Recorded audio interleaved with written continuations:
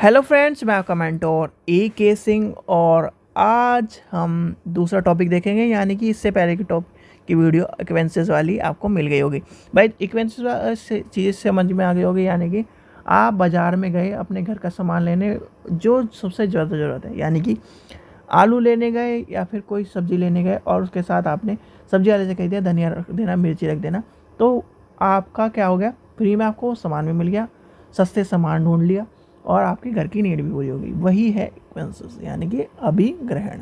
चलिए, अब हमारा टॉपिक है प्रिपरेशन ऑफ डॉक्यूमेंट यूज़।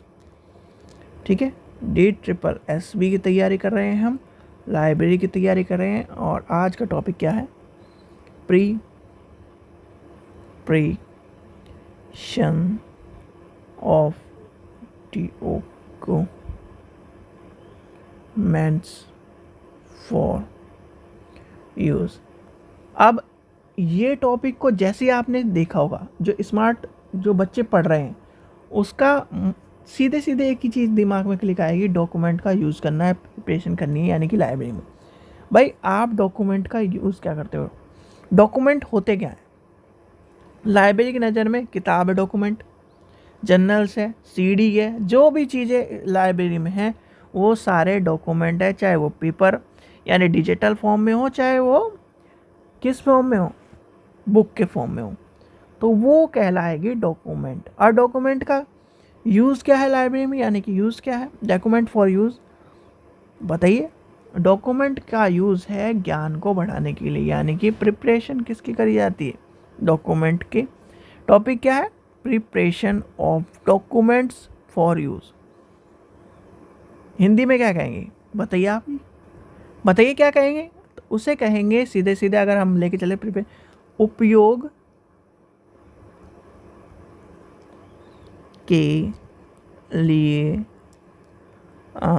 के लिए दस्तावेजों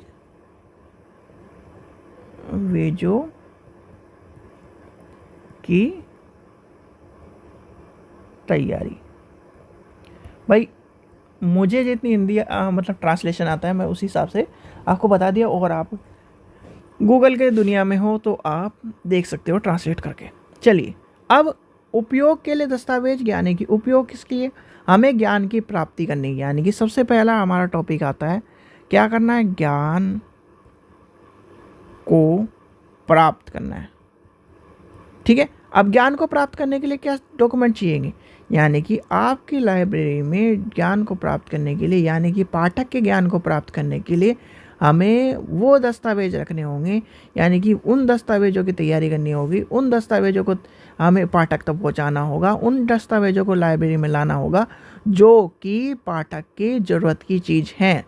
यानी कि उपयोगिता, यानी कि प्रिपरेशन ऑफ डॉक्यूमेंट यूज़ इसलिए करा जाता है कि जिससे कि हमारे पाठक को असुविधा ना हो। भाई 5 नियम क्या बताते हैं, सबसे पहले समय बचाना, यानी समय बचाता है।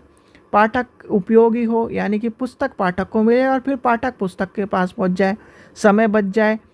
उसके क्या है, वर्धनशील संस्था है। तो ये सब चीज़ें क्यों बनाई गई हैं, वो इसलिए बनाई गई हैं क्योंकि पाठक को, आप ही सोचो, आप कर रहे हो लाइब्रेरी की तैयारी और आपको कहीं ना कहीं से किताब ना मिल जाए, तो आप उसको प्रेफर करोगे या फिर आपको पूरा टॉपिक एक जगह मिल जाए उसको प्रेफर करोगे?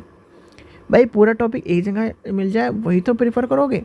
किताब मिलना अलग बात है और टॉपिक मिलना अलग बात है। यानी कि आपकी लाइब्रेरी में आपको बुक मिल गई, ठीक है, बुक मिल गई।